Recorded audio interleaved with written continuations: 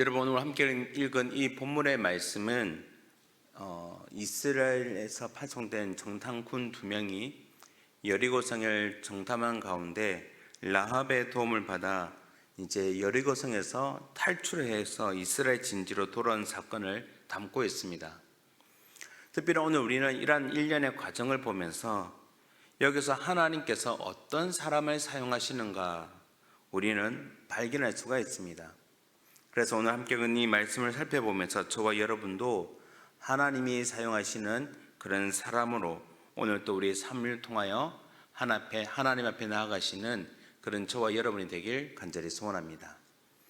자, 그렇다면 여러분, 오늘 본문에서 볼 수 있는 하나님은 과연 어떤 사람을 사용하시겠습니까? 오늘 본문에 보면 먼저 오늘 하나님께서는 믿음으로 선택하는 사람을 사용하신다는 것을 우리는 알 수가 있습니다. 무엇으로요? 믿음으로 선택한 사람입니다. 자, 오늘 본문 15절과 16절을 다시 한번 읽어보겠습니다. 본문 15절과 16절입니다. 시작. 라합이 그들을 창문에서 줄로 달아내리니 그의 집이 성벽 위에 있으므로 그가 성벽 위에 거주하였습니다. 라합이 그들에게 이르되 두렵건대 뒤쫓는 사람들이 너희와 마주칠까 하노니 너희는 산으로 가서 거기서 사흘 동안 숨어 있다가 뒤쫓는 자들이 돌아간 후에 너희의 길을 갈지니라. 아멘. 여러분, 정탐꾼들이 여리고성에 들어왔습니다. 그런데 약간 눈치만 있는 사람이라면, 그리고 또 약간 예리한 어떤 촉각이 있는 사람이라면 이들이 한눈에 낯선 사람이라는 것을 알았을 것입니다. 사실 어제 본문에 했던 내용을 보면 어떤 사람이 여리고 왕에게 다음과 같이 말했습니다. 어제 본문 여호수아 2장 2절입니다. 어떤 사람이 여리고 왕에게 말하여 이르되 보소서 이 밤에 이스라엘 자손 중에 몇 사람이 이 땅을 정탐하러 이리로 들어왔나이다. 조금만 관심을 가지면 이 낯선 사람이 이 땅에 들어왔다는 것, 이 성에 들어왔다는 것을 압니다. 특별히 어제 본문에도 보면 라합 역시 자기 집에 유숙한 이 사람들의 정체를 금방 파악했던 것을 볼 수가 있습니다. 여러분, 이들은 낯선 사람이었습니다. 예상했던 대로. 더욱이 이들이 이 성에 온 목적이 무엇입니까? 이 성을 정탐하기 위해 파견된 사람들이라는 것입니다. 그럼 여러분 한번 생각해 보십시오. 라합의 입장에서라면 이들은 적군이죠. 그녀는 이 적군의 사람들을 자신의 동족인 병사들에게 넘겨야 하는 것이 마땅합니다. 하지만 어떻습니까? 오히려 넘기지 않습니다. 더 나아가서는 그들을 숨겨주었고 그런 사람을 쫓는 이 병사들, 추격자들에게는 거짓된 제보를 함으로 말미암아 그들의 집 창문을 통해서 오늘 본문에 등장하는 것처럼 집 창문을 통해서 탈출할 수 있도록 도와주더라는 것입니다.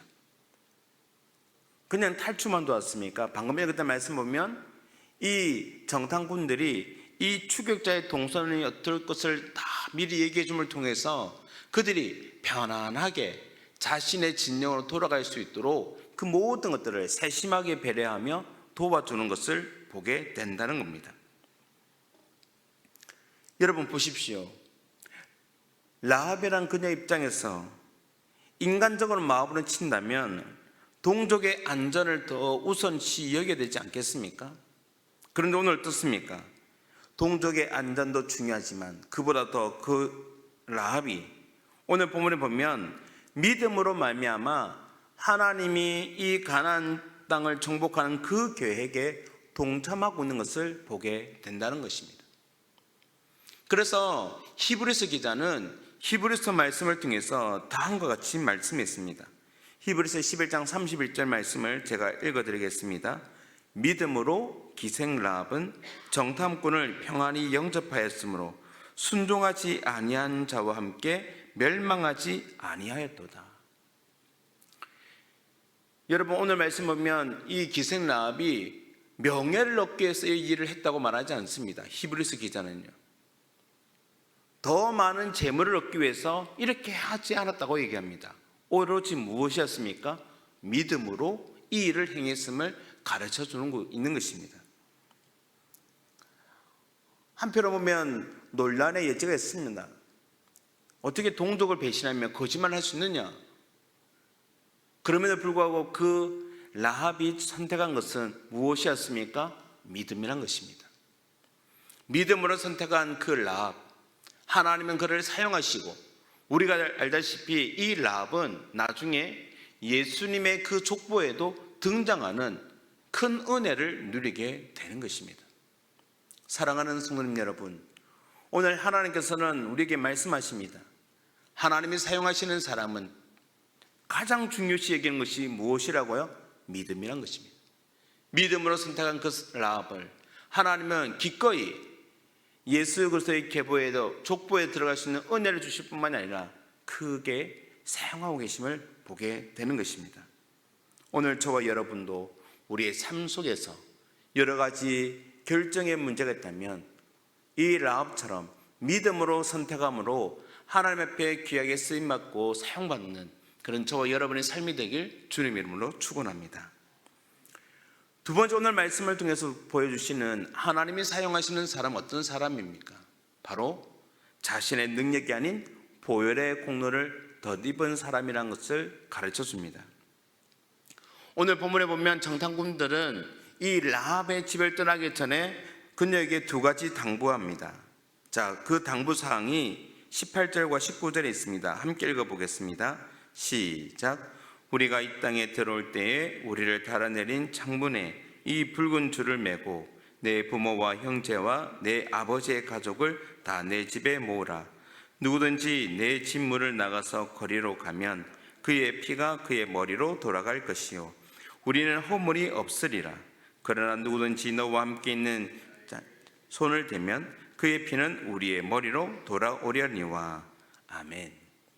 여러분, 오늘 말씀 보면 정탐꾼들이 이 라합에게 당부한 두 가지가 무엇입니까? 첫째는 창문에 붉은 줄을 메어 놓으라는 것이고, 두 번째는 어느 누구든지 집 안에만 있으라는 것입니다. 집 밖에 나갔다가 당하는 모든 것은 자신의 어떤 영향이 없는 것이고, 어쨌든 집 안에 있을 것을 강조하고 있습니다. 많은 성경학자가 오늘 이 본문을 통해서 그런 말을 합니다.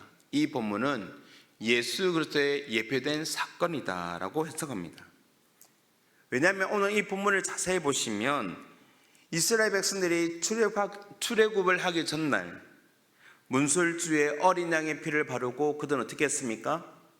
집안에 있었던 일을 떠오르게 하는 장면이 바로 오늘 이 본문이라는 것입니다. 바로 유월절의 어린 양이신 예수 그리스도를 상징하기 때문에 그런 것입니다. 여러분, 오늘 말씀 보시면 라합은 이런 정탐꾼의 이 지시를 어떻게 합니까? 아이고 뭐 괜찮습니다 생각하면 자기 마음대로 행하지 않고 오로지 그 정탐꾼들이 알려준 방법대로 똑같이 하나하나 행하는 것을 보게 되는 것이죠. 우리가 아는 것처럼 유월절날 모세가 알려준 대로 그 일을 행했던 많은 사람들, 특별히 이스라엘 민족이 아니라 할지라도 이방인이라 할지라도 애굽 사람이라 할지라도 그런 일을 한 사람들은 어떻게 되었습니까?